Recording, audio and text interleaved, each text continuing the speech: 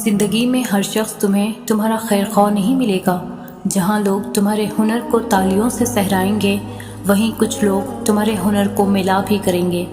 ہر شخص تمہیں ایک جیسا نہیں ملے گا۔ کوئی تمہاری ذرا سی بات پر تمہیں چھوڑ کر آگے بڑھ جائے گا اور کوئی تمہارے ساتھ ہی رکا رہے گا۔ کوئی تمہاری کامیابی کے موقع پر تمہیں حسد کی نگاہ سے دیکھے گا اور کوئی تمہاری بلندیوں پر رشک کرے گا۔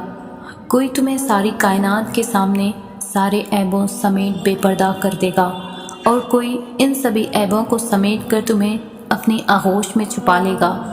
تمہارا واسطہ ہر قسم کے انسان سے پڑے گا، یہ تمہارا نصیب ہے، لیکن فیصلے کا اختیار اللہ نے تمہیں دیا ہے۔ یہ اب تم پر ہے کہ تم خود کو کن لوگوں کے گرد رکھنا چاہتے ہو، تم کس کے رنگ میں رنگنا چاہتے ہو۔ خوشی اور غم کا انتخاب انسان خود کرتا ہے۔ اب تمہیں فیصلہ کرنا ہے کہ کس کی بات کو دل سے لگانا چاہتے ہو اور کس کی بات کو نظر انداز کرنا چاہتے ہو۔ مگر جہاں بھی جاؤ یہ ذہن نشین رکھنا کہ جو شخص جس طرح لوگوں کے سامنے تمہارا تعارف کرواتا ہے وہ اس شخص کی اپنی ذات کی حقیقت ہے، تمہاری نہیں۔ وہ جو لفظ تمہارے لیے استعمال کرتا ہے وہ اس کا اپنا ظرف ہے، تمہارا نہیں۔ اللہ پاک نے قرآن میں فرمایا ہے کہ اور تم مجھے ویسا ہی پاؤ گے جیسا میرا گمان کرو گے۔ یہ ہم سب پڑھتے ہیں لیکن سمجھتے نہیں۔ کیا تم جانتے ہو کہ جب حضرت موسیٰ علیہ السلام کے پیچھے فوج لگی ہوئی تھی تب اللہ نے کیوں سمندر کو 2 حصوں میں بانٹ دیا؟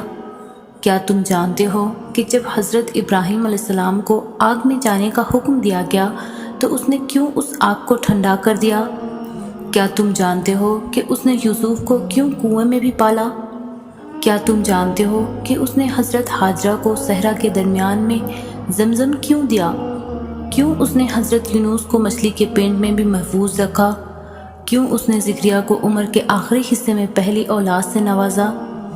ان سب میں بس ایک چیز مشابہ تھی، یقین، صرف اسی لیے کہ ان میں سے کسی نے ہمت نہیں ہاری۔ انہوں نے یقین رکھا کہ خدا راستہ نکالے گا، اور دیکھو خدا نے راستہ نکالا۔ وہ سب اس پر یقین رکھ کر آگے بڑھتے رہے، اور دیکھو اس رب نے بھی انہیں مایوس نہیں کیا۔ اور توکل تو یہی ہے کہ راستہ نہ ہو اور تم کہو اللہ راستہ بنانے والا ہے۔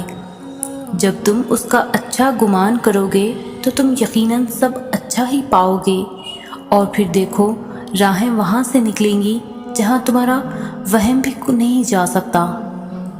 کبھی نہیں ہوتا ایسا کہ اللہ کوئی چیز تم سے لے لے اور اس کے بدلے تمہیں بہتر چیز سے نہ نوازے، اور یہ بھی ہو سکتا ہے کہ جو اس نے تم سے لیا ہے اسے ہی تمہارے حق میں بہتر بنا کر تمہیں واپس دے دے۔ اس کی حکمتیں، اس کی مصلحتیں تم نہیں سمجھ سکتے، لیکن وہ تمہاری تکلیف سے خوب واقف ہے۔ وہ بس آزماتا ہے کہ میرا بندہ میری محبت کے لیے کس حد تک جاتا ہے۔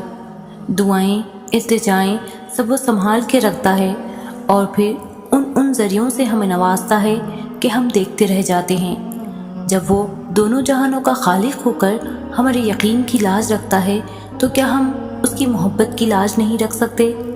اس کی رضا میں اپنا دل مطمئن نہیں کر سکتے؟ جب وہ ہمارے لاڈ اٹھاتا ہے تو کیا ہم اس کے ایک حکم پر سر نہیں جھکا سکتے؟ اس جیسی محبت تو کوئی نہیں کر سکتا، مگر ہاں ہم اس کی چاہت کا احترام تو کر سکتے ہیں، اس سے محبت کرنے کی کوشش تو کر سکتے ہیں۔ تو پھر کیوں نہ اب اس کے حکم کا انتظار کیا جائے اور اب اس سے محبت کی جائے جس کی محبت قربان ہے ہم پر۔ تو کیا ہوا اگر وہ ایک پھول تمہیں نہیں مل سکا؟ ہو سکتا ہے سارا باغ تمہارا مقدر ہو، اور میرے رب کو دل خوب مطمئن کرنے آتا ہے۔